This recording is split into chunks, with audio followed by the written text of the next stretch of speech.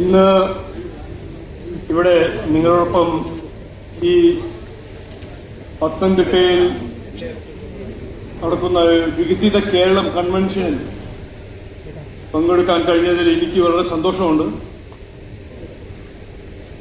ഈ വികസിത കേരളം കൺവെൻഷൻ 30 കേന്ദ്രത്തിൽ നടന്നു, ഇനിയും നടക്കും. മെയ് 10 വരെ. ഇന്ന് ഇത് 19ാമത്തെ വികസിത കേരളം കൺവെൻഷനാണ്. ഇനിയും എനിക്ക് ഒരു 11 ഡിസ്ട്രിക്റ്റിൽ പോയി ഈ കൺവെൻഷൻ അവിടെയും നടപ്പിക്കണം. അപ്പൊ ഈ വികസിത കേരളം കൺവെൻഷൻ ഞാൻ ആദ്യം പറഞ്ഞപ്പോൾ ഒരു മാധ്യമ സുഹൃത്ത് എന്നോട് ചോദിച്ചു, ഇതെന്താണ് വികസിത കേരളം? അതിന് ഒരു ഷോർട്ടായിട്ട് അതിൻ്റെ ഒരു ഉത്തരം പറയുകയാണെങ്കിൽ 3.5 കോടി മലയാളികളുടെ വികസനം, 3.5 കോടി മലയാളികളുടെ ക്ഷേമം ആണ് BJPന്റെ ഒരു ലക്ഷ്യം. ഇത് പറയാനാണ് ഈ വികസിത കേരളം കൺവെൻഷൻ നടക്കുന്നത്. അപ്പോ വികസനം, ഒരു മാധ്യമ സുഹൃത്ത് എന്നോട് ചോദിച്ചു, ഈ വികസനം എന്ന ഒരു വാക്ക്, ഒരു കോൺസെപ്റ്റ് ഇവിടെ എത്രയോ കൊല്ലമായിട്ട് നമ്മൾ കേൾക്കുന്ന ഒരു വേർഡ്, ഒരു വാക്കാണ്. കോൺഗ്രസും പറഞ്ഞിട്ടുണ്ട്, LDFും പറഞ്ഞിട്ടുണ്ട്. അപ്പോ BJP NDA പറയുമ്പോൾ ഇതിനെന്താണ് വ്യത്യാസം? ഒരു പുതിയ ഐഡിയ ഒന്നല്ലല്ലോ. അവിടെ 10 കൊല്ലമായിട്ട് നരേന്ദ്രമോദിജി വികസിത് ഭാരത് എന്ന് പറഞ്ഞ് ഇന്ത്യയെ മുമ്പോട്ട് കൊണ്ടുപോകുന്നു. അതിന്റെ ആ ഒരു പ്രശ്നത്തിന്റെ ഒരു ഉത്തരം കൊടുക്കാനാണ് ഈ വികസിത കേരളം കൺവെൻഷൻ. ആദ്യം എനിക്ക് പറയാൻ ഒരു ആഗ്രഹം, എല്ലാ 5 കൊല്ലം നമ്മുടെ ഈ ജനാധിപത്യ സംവിധാനത്തിൽ എല്ലാ 5 കൊല്ലം ഒരു ഇലക്ഷൻ ഉണ്ടാവും. അത് ലോക്സഭ, അസംബ്ലി അല്ലെങ്കിൽ ലോക്കൽ ബോഡി ഇലക്ഷൻ. അത് നടക്കും. അത് കോൺസ്റ്റിറ്റ്യൂഷണൽ ഒരു മാൻഡേറ്റാണ്. അപ്പൊ ജനങ്ങൾ ഈ വോട്ട് കൊടുക്കാൻ പോകുമ്പോൾ എന്ത് ചിന്തിച്ചിട്ടാണ്, ആർക്കാണ് അവർ വോട്ട് കൊടുക്കുന്നത്, എന്ത് ചിന്തിച്ചിട്ടാണ് വോട്ട് കൊടുക്കുന്നത്? സാധാരണക്കാരും വ്യവസായക്കാരും കർഷകരും യുവാക്കളും മഹിളകളും ഈ വോട്ട് കൊടുക്കുമ്പോൾ നമ്മുടെ ജനാധിപത്യ സംവിധാനത്തിൽ അവർ വോട്ട് കൊടുക്കുന്നത് അവരുടെ ജീവിതത്തിൽ പ്രശ്നങ്ങൾ പരിഹരിക്കാൻ ഒരു പാർട്ടിക്കും അല്ലെങ്കിൽ ഒരു MP അല്ലെങ്കിൽ ഒരു കാൻഡിഡേറ്റിനും അവരുടെ ജീവിതത്തിൽ ഒരു വ്യത്യാസം കൊണ്ടുവരാൻ, അവരുടെ ഒരു കൾച്ചർ സംരക്ഷിക്കാൻ, അത് അങ്ങനെ വിചാരിച്ചിട്ടാണ്, അങ്ങനെ ചിന്തിച്ചിട്ടാണ് വോട്ട് കൊടുക്കുന്നത്. അപ്പോൾ ഇവിടെ ഒരു 75 കൊല്ലമായിട്ട് ഇലക്ഷൻ നടക്കുന്നു. ഇന്ത്യയിൽ മൊത്തം, നമ്മുടെ നാട്ടിലും ജനങ്ങൾ വിശ്വസിച്ച് ഓരോരോ പാർട്ടിക്ക് ഒരു അവസരം കൊടുക്കുന്നു ഭരിക്കാൻ. അപ്പോൾ ഈ അവസരം കൊടുക്കുമ്പോൾ ഏത് പാർട്ടി എന്താണ് ചെയ്യുന്നത്, ജനങ്ങൾ വിശ്വസിച്ച് ഈ അവസരം കൊടുക്കുമ്പോൾ ഏത് പാർട്ടി എന്താണ് ചെയ്യുന്നത്, അതിനെക്കുറിച്ച് എനിക്ക് സംസാരിക്കാനുണ്ട്, മുമ്പോട്ട് വെക്കാനുണ്ട്, കുറച്ച് കാര്യങ്ങൾ മുമ്പോട്ട് വെക്കാനുണ്ട്. അപ്പൊ ഞാൻ 3 കാര്യം ഇവിടെ പറയാം. ഒന്ന്, ഈ വികസനം. BJP NDAന്റെ കാഴ്ചപ്പാടും നരേന്ദ്രമോദിജിയുടെ കാഴ്ചപ്പാടും ഈ വികസനം എന്ന് പറയുന്ന കാര്യം ജനങ്ങളുടെ പ്രശ്നങ്ങൾ പരിഹരിക്കാനും വ്യവസായങ്ങളുടെ പ്രശ്നങ്ങൾ പരിഹരിക്കുന്ന ഒരു വികസനം, യുവാക്കളുടെ സ്വപ്നങ്ങൾ യാഥാർത്ഥ്യമാക്കുന്ന ഒരു വികസനം,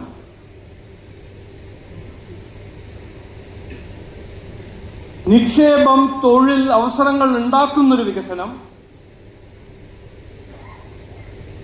നാടിനെ നന്നാക്കി നാടിന്റെ സാധ്യതകൾ യാഥാർത്ഥ്യമാക്കുന്ന ഒരു വികസനം.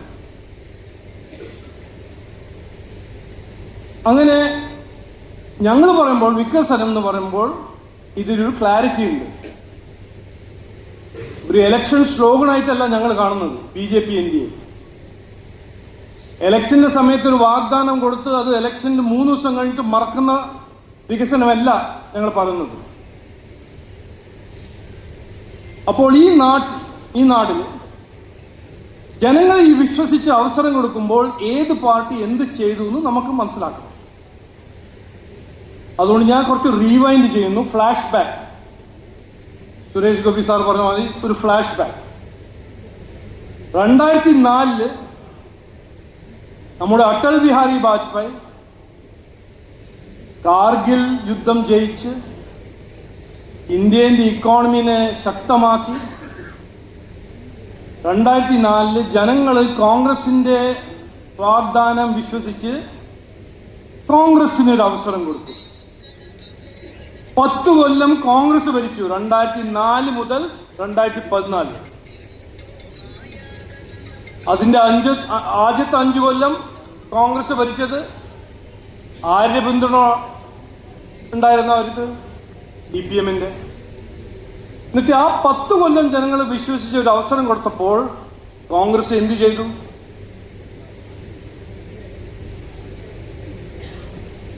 ഇൻഡിപെൻഡന്റ് ഇന്ത്യന്റെ ഹിസ്റ്ററിയിൽ കാണാത്തതും കേൾക്കാത്ത വിലക്കയറ്റം. ഇൻഡിപെൻഡന്റ് ഇന്ത്യന്റെ ഹിസ്റ്ററിയിൽ റെക്കോർഡ് തൊഴിൽ ഇല്ലായ്മ.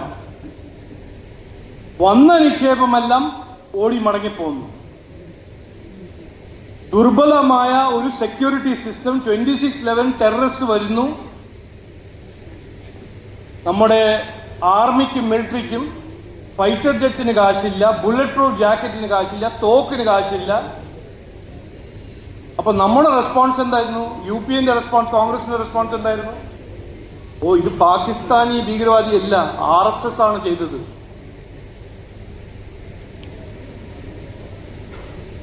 ഇന്ത്യന്റെ ഇക്കോണമീനെ ലോകത്തിന്റെ 5 ദുർബലമായ ഇക്കോണമീന്റെ 1ാം നമ്പർ പൊസിഷനിൽ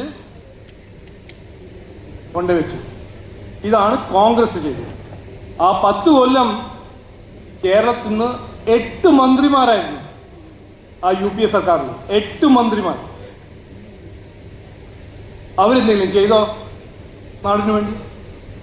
ഒരു പുതിയ അടിസ്ഥാന സൗകര്യം പ്രോജക്റ്റോ കർഷകർക്ക് വേണ്ടി എന്തെങ്കിലും ചെയ്തോ? കർഷകരുടെ പ്രശ്നങ്ങൾക്ക് വേണ്ടി എന്തെങ്കിലും ചെയ്തോ? ഇല്ല. മത്സ്യമേഖലയിൽ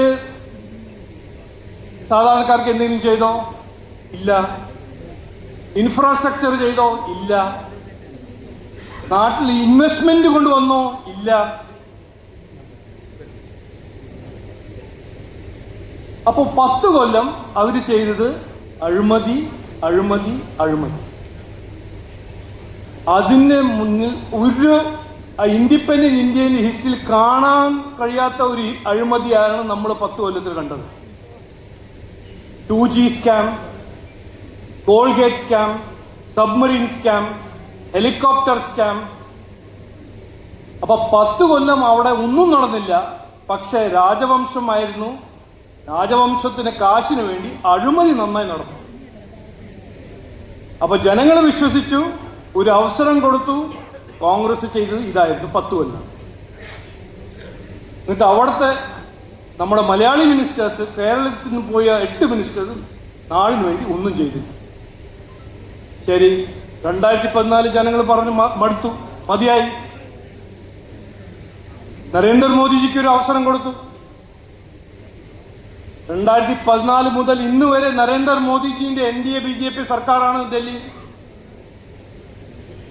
അദ്ദേഹം എന്ത് ചെയ്തു? ജനങ്ങൾ വിശ്വസിച്ചു, ഒരു അവസരം കൊടുത്തു, 10 കൊല്ലം ഭരിച്ചു. 3ാം തവണ ഒരു അവസരം കൊടുത്തു ജനങ്ങൾ. അദ്ദേഹം എന്ത് ചെയ്തു? BJP NDA എന്ത് ചെയ്തു? കഴിഞ്ഞ 10 വർഷത്തിനിടെ ഇന്ത്യ കൈവരിച്ച വലിയ കുതിപ്പ് നിങ്ങൾക്ക് എല്ലാവർക്കും അറിയാം, ലോകത്തിലെ എല്ലാവർക്കും അറിയാം.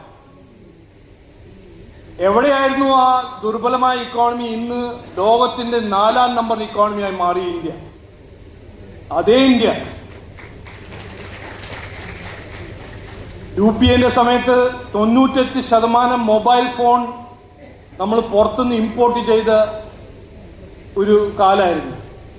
ഇന്ന് ലക്ഷം കണക്കിന് കോടി, 1,20,000 കോടിയുടെ മെയ്ഡ് ഇൻ ഇന്ത്യ ഫോൺ ഇവിടെ ഉണ്ടാക്കി നമ്മൾ എക്സ്പോർട്ട് ചെയ്യുന്നു.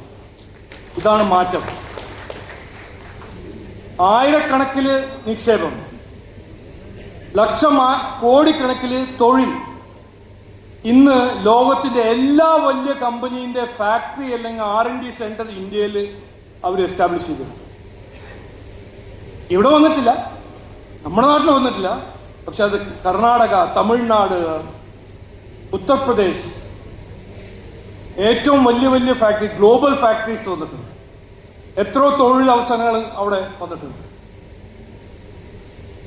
ഇന്ന് അതേ ഇന്ത്യ ഒരു ഭീകരവാദി വന്നാൽ, പാകിസ്ഥാൻ ആരെങ്കിലും അയച്ചാൽ അവിടെ ഉള്ളിൽ കയറി നമ്മൾ സർജിക്കൽ സ്ട്രൈക്ക് ചെയ്യുന്ന ആ ഇന്ത്യയായി മാറി. അപ്പൊ 10 കൊല്ലം ജനങ്ങൾ BJP NDAക്ക് ഒരു അവസരം കൊടുത്തു, വിശ്വസിച്ചു, അവസരം കൊടുത്തു. നരേന്ദ്രമോദി മാത്രമല്ല, കർഷകർക്ക് പദ്ധതികൾ, മത്സ്യത്തൊഴിലാളികൾക്ക്, പാവങ്ങൾക്ക് എത്ര PM മുദ്ര, PM കിസാൻ, സൂരജ് പറഞ്ഞ പോലെ എല്ലാ സൊസൈറ്റിയിലെ എല്ലാവർക്കും ഒരു പദ്ധതി അല്ലെങ്കിൽ 2 പദ്ധതി നരേന്ദ്രമോദിജി സൃഷ്ടിച്ചു കൊടുത്തിട്ടുണ്ട്. ഇതെല്ലാം നടന്നത് 10 കൊല്ലം. ജനങ്ങൾ വിശ്വസിച്ചു, ഒരു അവസരം കൊടുത്തു. ഈ മാറ്റം നരേന്ദ്രമോദി അധ്വാനിച്ച് പ്രവർത്തിച്ച് BJP NDA സർക്കാർ കാണിച്ചു കൊടുത്തു. അതേസമയം നമ്മുടെ നാട്ടിൽ എന്താ നടന്നത്? 2016 ജനങ്ങൾ ഇവിടെ വിശ്വസിച്ചു. ബഹുമാനപ്പെട്ട മുഖ്യമന്ത്രിയും LDFും കമ്മ്യൂണിസ്റ്റിന് ഒരു അവസരം കൊടുത്തു. 10 കൊല്ലം, അടുത്ത കൊല്ലം 10 കൊല്ലമാവും. ഇവിടെ എന്താ നടന്നത്? ഇവിടെ എന്താ നടക്കുന്നത്? കടം വാങ്ങാണ്ട് ഒരു ഇഞ്ച് പോവാൻ പറ്റാത്തൊരു സ്ഥിതി ആണ് സംസ്ഥാന സർക്കാർ. ആശാ വർക്കേഴ്സ് 100 രൂപ ശമ്പളം വർദ്ധിക്കാൻ ചോദിക്കുമ്പോൾ അതിന് കൊടുക്കാൻ കാശില്ല. KSRTC ജീവനക്കാർക്ക് ശമ്പളം കൊടുക്കാൻ കാശില്ല. സർക്കാർ പെൻഷനേഴ്സിന് പെൻഷൻ വരുന്നത് 5-6 മാസം കഴിഞ്ഞിട്ടാണ്. കുട്ടികൾ ഇവിടെ, യുവാക്കൾ, BSc MSc പഠിച്ച കുട്ടികൾ CPO എൻട്രൻസ് എക്സാം എഴുതി പാസ്സായി അവിടെ സെക്രട്ടേറിയറ്റിന് മുമ്പിൽ സമരം ചെയ്യുന്നു. പോലീസിന് അവർക്ക് എൻറോൾ ചെയ്യാൻ സർക്കാർ പറയുന്ന കാശില്ല. ഒരു ഒറ്റ അടിസ്ഥാന സൗകര്യം, ഒരു ഒറ്റ ഇൻഫ്രാസ്ട്രക്ചർ 9 കൊല്ലത്തിൽ ചെയ്തിട്ടില്ല. പദ്ധതികൾ എന്ന് പറഞ്ഞാൽ ഒറ്റ പുതിയ പദ്ധതി ഉണ്ടാക്കിയിട്ടില്ല. ചെയ്യുന്നത് എന്താണ്? നരേന്ദ്രമോദിജിന്റെ പദ്ധതി എടുക്കുക, അതിന് ബഹുമാനപ്പെട്ട മുഖ്യമന്ത്രിന്റെ ഫോട്ടോ അങ്ങ് അടിക്കുക, വേറൊരു മിനിസ്റ്ററിന്റെ ഫോട്ടോ ഒട്ടിക്കുക, എന്നിട്ട് പറയാം അത് ഞങ്ങളുടെ ലൈഫ് മിഷനാണ്, ഞങ്ങളുടെ പദ്ധതിയാണ്. ഞാൻ കണ്ടു തിരുവനന്തപുരത്ത് ഒരു മിഡ് ഡേ മീൽ സ്കീം. ഇത് വേറെ എവിടെയെങ്കിലും ആണെങ്കിൽ നമ്മുടെ ഒരു കോമഡി, ഒരു സർക്കസ് ആയിട്ട് കാണും. ഇപ്പൊ നമ്മുടെ നാട്ടിലാണ്, LDF ആണ്. അപ്പൊ ഒന്ന് ഇവർ ചെയ്യുന്ന അവരുടെ രാഷ്ട്രീയം. PM പോഷൺ അഭിയാൻ 70% കാശ് കൊടുക്കുന്ന നരേന്ദ്രമോദിജി ഈ മിഡ് ഡേ മീൽ സ്കീമിന്. എന്നിട്ട് അവിടെ ലോഞ്ച് ചെയ്യാണ്. ബഹുമാനപ്പെട്ട മുഖ്യമന്ത്രിന്റെ ഒരു ഫോട്ടോ, ബഹുമാനപ്പെട്ട എഡ്യൂക്കേഷൻ മിനിസ്റ്റർ ശിവൻകുട്ടിജിന്റെ ഒരു ഫോട്ടോ, എന്നിട്ട് പറയുന്നത് ഞങ്ങൾ ലോഞ്ച് ചെയ്യുന്ന ഒരു പദ്ധതിയാണ്. ഇതാണ് LDFന്റെ രാഷ്ട്രീയം. അപ്പൊ ഞാൻ പറയാൻ ആഗ്രഹിക്കുന്നത് ഇതാണ്. ജനങ്ങൾ അവിടെ അവസരം കൊടുത്തു, വിശ്വസിച്ചു, കൊടുത്തു, ഒന്നും നടന്നില്ല. ഇത് ഞാനല്ല പറയുന്നത്. കുഞ്ഞാലിക്കുട്ടി സാഹിബ്, ഇന്ത്യൻ യൂണിയൻ മുസ്ലിം ലീഗിന്റെ കുഞ്ഞാലിക്കുട്ടി സാഹിബ് ഇന്ത്യ അലയൻസ്, ഈ ചായം പരിപ്പ് കൂടെ കഴിക്കുന്ന ഒരു അലയൻസ് ഉണ്ടല്ലോ ഡൽഹിയിൽ, ഇങ്ങനെ എല്ലാ 3 മാസം അവിടെ പോയിട്ട് ചായം പരിപ്പോടും കഴിച്ച് നരേന്ദ്രമോദിജിന്റെ എതിരെ തെറി പറഞ്ഞ ഒരു കോalition, ഇന്ത്യ അലയൻസിന്റെ ഇന്ത്യൻ യൂണിയൻ മുസ്ലിം ലീഗിന്റെ കുഞ്ഞാലിക്കുട്ടി സാഹിബ് പറയുന്നു അസംബ്ലിയിൽ, ആകെ കേരളത്തിൽ നടന്നത് ഒരു ഹൈവേ ആണ് ഉണ്ടാക്കിയത്, അതും ഉണ്ടാക്കിയത് നിതിൻ ഗഡ്കരിജിയും നരേന്ദ്രമോദിയാണ്. ആര് പറഞ്ഞു? കുഞ്ഞാലിക്കുട്ടി സാഹിബ്. ആരോട് പറഞ്ഞു? ബഹുമാനപ്പെട്ട മുഖ്യമന്ത്രിയും ബഹുമാനപ്പെട്ട മുഖ്യമന്ത്രിയുടെ മരുമകനോട്. അപ്പോ വികസനം BJP NDA ചെയ്ത് കാണിച്ച് കൊടുക്കുന്ന ഒരു പാർട്ടിയാണ്. ഞങ്ങൾ വാഗ്ദാനം ചെയ്യുന്ന പാർട്ടിയല്ല. ഇതെല്ലാവരും മനസ്സിലാക്കണം. ഇത് ഈ ഒരു ഫാക്ട് എന്ന് പറഞ്ഞത് ജനങ്ങളുടെ അടുത്ത് നമ്മൾ പറയണം. വികസനം വേണമെങ്കിൽ BJP NDA ആണ് ഒരു പാർട്ടി. അത് ചെയ്യാൻ കഴിവുണ്ട്, ചെയ്തിട്ടുണ്ട്, ഇനി ചെയ്യാൻ പോകുന്നുണ്ട്. ഈ നമ്മുടെ നാട്ടിൽ ഒരു വികസനം ഉണ്ടായിട്ടുണ്ടെങ്കിൽ അത് നരേന്ദ്രമോദിജി ചെയ്ത വികസനം മാത്രമേ ഇവിടെ ഉണ്ടായി. അത് റെയിൽവേസ് ആണോ, ഹൈവേസ് ആണോ, വിഴിഞ്ഞം പോർട്ടാണോ, കൊല്ലം ബൈപ്പാസ് ആണോ, ആലപ്പുഴ ബൈപ്പാസ് ആണോ, ഏത് റോഡ് പ്രോജക്റ്റ് ആണോ, റെയിൽവേ പ്രോജക്റ്റ് ആണോ, പോർട്ട് പ്രോജക്റ്റ് ആണോ, ഇൻഫ്രാസ്ട്രക്ചർ ആണോ ചെയ്തതാ നരേന്ദ്രമോദിജി. 8 മന്ത്രിമാരുള്ള സമയത്ത് ഒരു വികസനവും ഇവിടെ ഉണ്ടായിരുന്നില്ല.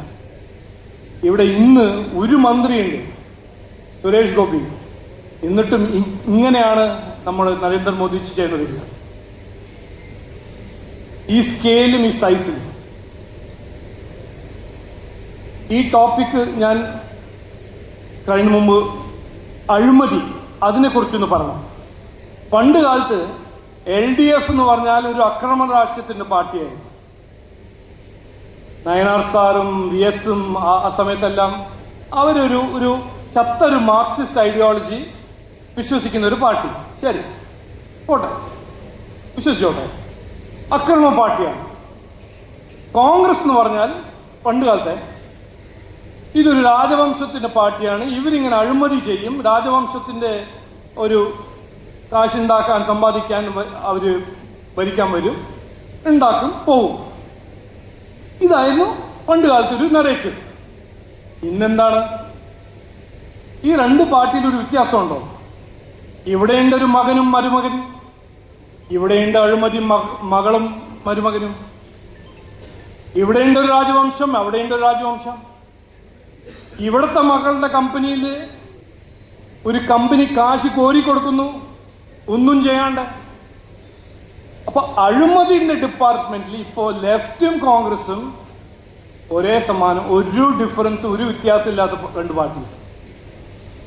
അപ്പോൾ 11 കൊല്ലം നരേന്ദ്രമോദിജി അവിടെ ഭരിച്ച സർക്കാരോ ഇന്ന് വരെ ഒറ്റ അഴിമതിന്റെ കേസ് നരേന്ദ്രമോദിന്റെ സർക്കാരിന്റെ എതിരെ ഉണ്ടാക്കിയത്.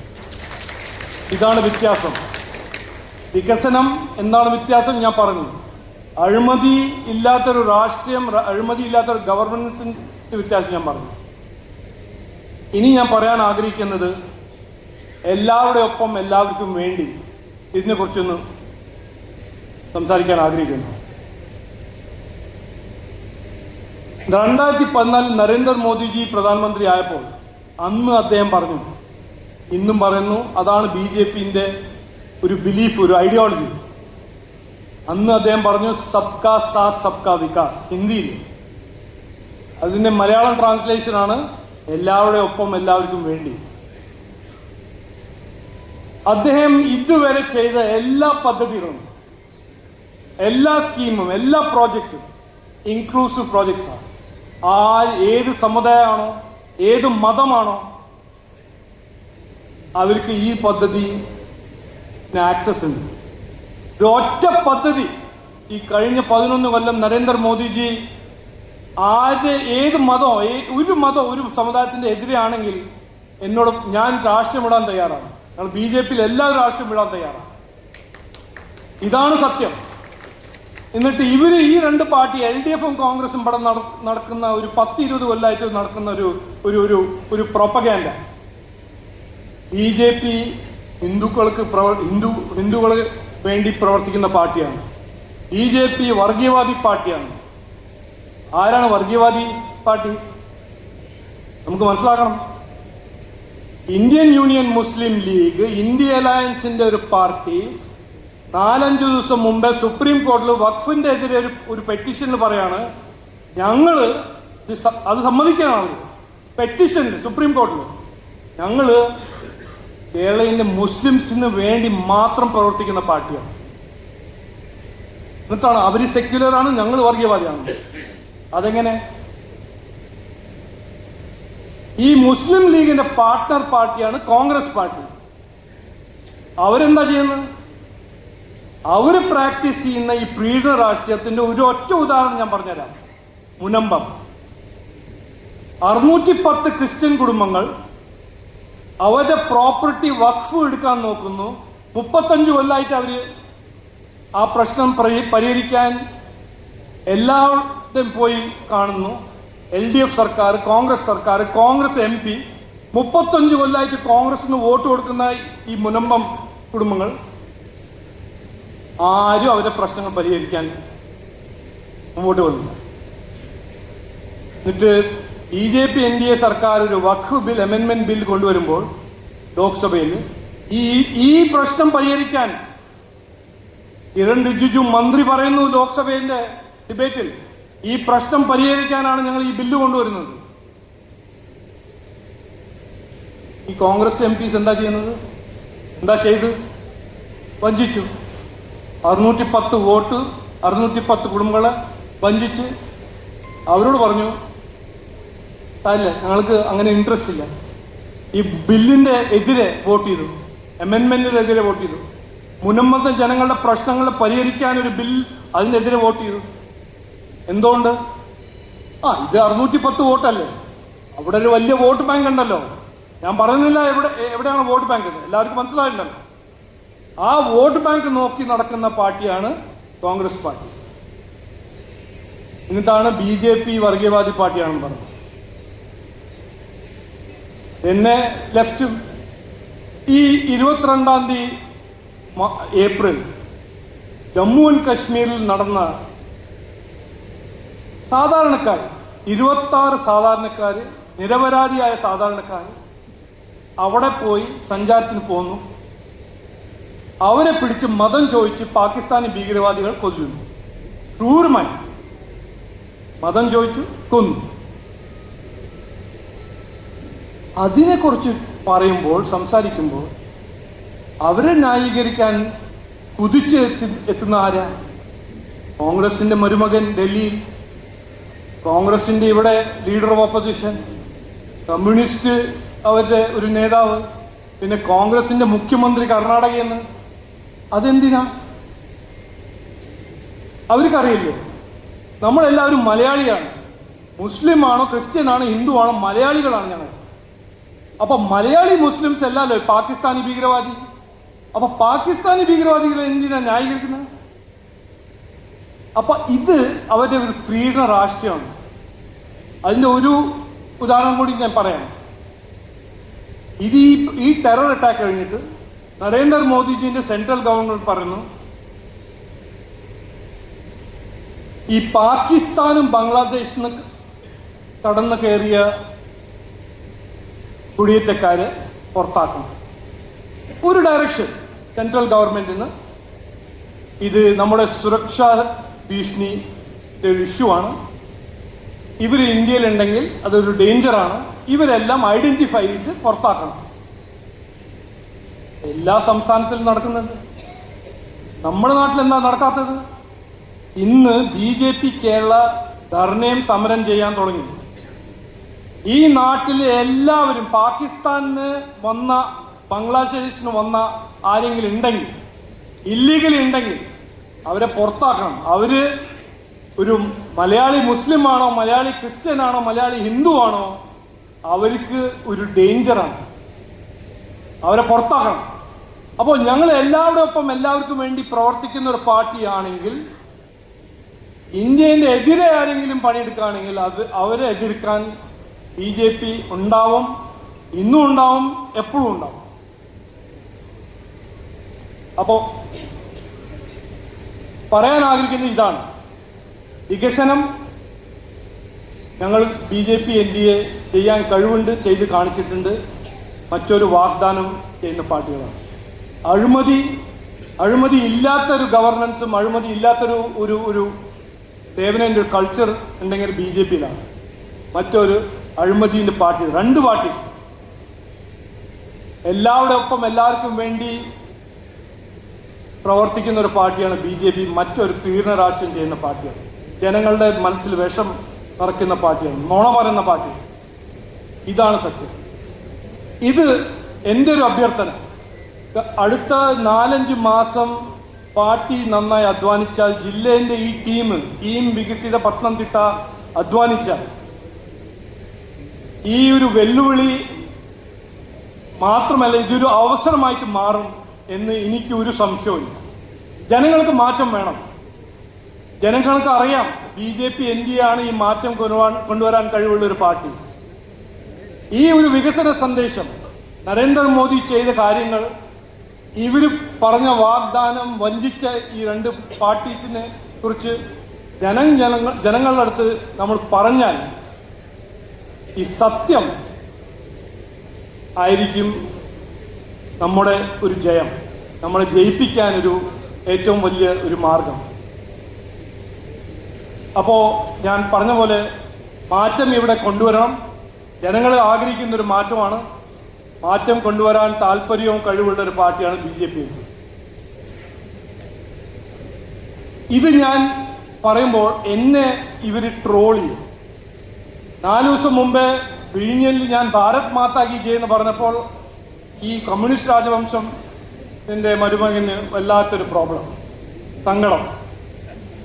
നരേന്ദ്രമോദി പറഞ്ഞ പോലെ ഉറക്കം എല്ലാം പോയി. അപ്പൊ ട്രോളി ഒരു മുഴുവൻ 2 ദിവസം ട്രോളി എന്നിട്ട് ഇപ്പോ കോൺഗ്രസ് രാജവംശം അവരുടെ അഴിമതിയും അവരുടെ വഞ്ചിക്കുന്ന രാഷ്ട്രീയത്തിനെ കുറിച്ച് പറയുമ്പോൾ അവരും തുടങ്ങും ട്രോളി. ഞാൻ ട്രോൾ ചെയ്ത് പേടിക്കുന്ന ഒരാളല്ല. അത് സൂരജ് പറഞ്ഞല്ലോ, 2010 ഞാൻ 2G സ്കാം എക്സ്പോസ് ചെയ്തപ്പോൾ 4 ദിവസം എന്നെ റെയ്ഡ് ചെയ്ത പാർട്ടിയാണ് കോൺഗ്രസ്. എന്റെ വീട്ടിലും ഓഫീസിലും കയറി എന്നെ പേടിപ്പിക്കാൻ നോക്കിയ പാർട്ടിയാണ് കോൺഗ്രസ്. ഞാൻ പേടിക്കുന്ന ആളല്ല. പട്ടാളക്കാരന്റെ മോനാണ്, BJPന്റെ പ്രവർത്തകരാണ്. ഈ കോൺഗ്രസും ലെഫ്റ്റും എന്നെ പേടിപ്പിക്കാൻ നോക്കണ്ട. എന്റെ പിന്തുണ ഈ ഹാളിലും 30 ഡിസ്ട്രിക്റ്റിലും വരുന്ന പ്രവർത്തകർ എന്റെ ഒരു ആർമിയാണ്, BJPന്റെ ഒരു ആർമിയാണ്. ഞാൻ അവരുടെ ഒരു ഫുഡ് സോൾജറുമാണ്. അപ്പോ അവരെ ട്രോൾ ചെയ്യും, അവര് നുണ പറയും. നമ്മൾ അതൊന്നും നോക്കണ്ട. ഈ വികസിത കേരളം എന്ന ഒരു ലക്ഷ്യം മനസ്സിൽ വെച്ച് നമ്മൾ മുമ്പോട്ട് പോവുക, അധ്വാനിക്കുക.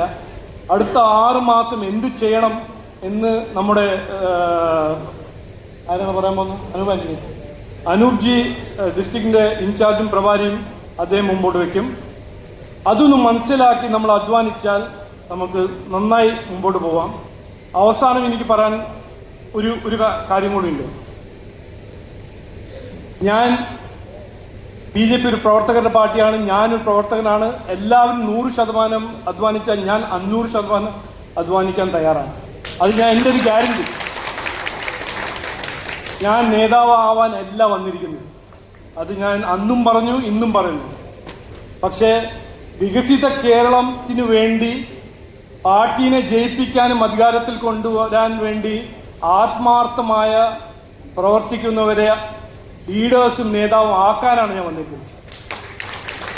ഈ ഹാളിൽ വരുന്ന കാലത്ത് ഗ്രാമപഞ്ചായത്ത് പ്രസിഡന്റും ജില്ലാ പഞ്ചായത്ത് പ്രസിഡന്റും ബ്ലോക്ക് മെമ്പറും MLAയും MP എല്ലാം ഇവിടുന്ന് സൃഷ്ടിക്കണം. അധ്വാനം, നിതാന്ത പരിശ്രമം, ഇതാണ് ഏറ്റവും മനസ്സിലാക്കേണ്ടത് നമ്മുടെ ഒരു പൊളിറ്റിക്കൽ ഐഡിയോളജി. എല്ലാവരോടൊപ്പം എല്ലാവർക്കും വേണ്ടി അധ്വാനം. ഇത് ചെയ്താൽ എനിക്കൊരു സംശയമില്ല, മാറാത്തത് ഇനി മാറും. ഇത് പറഞ്ഞ് വാക്ക് ചുരുക്കുന്നു. എല്ലാവർക്കും നമസ്കാരം, നന്ദി, ജയ് ഹിന്ദ്, ഭാരത് മാതാ കി, ഭാരത് മാതാ കി. ഭാരതീയ ജനതാ പാർട്ടിയുടെ പത്തനംതിട്ട ജില്ലയിലെ മുതിർന്ന നേതാക്കളായിട്ടുള്ള ശ്രീ BN